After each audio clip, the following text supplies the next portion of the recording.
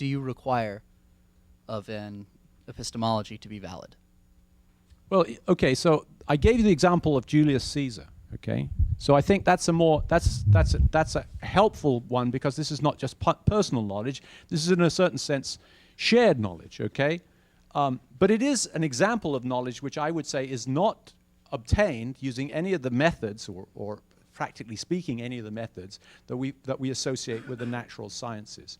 And so I would argue that history is not just personal knowledge, but it's common knowledge, shared knowledge, and it's developed by a whole array of techniques which are by and large not parallel with what we do in the natural sciences. For that reason, history is much less definite and clear, and seems to have less, crisp and universally agreed answers than science does. But that's the nature of tackling, in a certain sense, harder problems. I mean, those of us who are in the sciences like to think of what we do as being tough, and we know how to do these scientific techniques and do this mathematics and so on and so forth. But actually, the truth is we're choosing the easy questions, not the hard questions. We're choosing the questions that have these reproducible phenomena, that have this clarity that can apply to that, and we're coming up with important answers.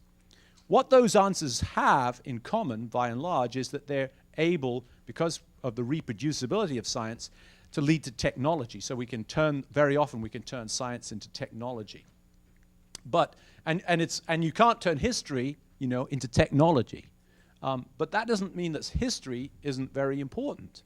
And of course, an understanding of history is fundamental to understanding a whole slew of very important disciplines that govern the way we run our society, how our politics works, and so on and so forth. So, yes, there is evidence in these other disciplines. It's just not scientific evidence. It's not that historians just believe whatever they like. Of course they don't. They look at the evidence as carefully as they can. But they do so in ways which bear very little relationship, very often, to the methods of natural sciences.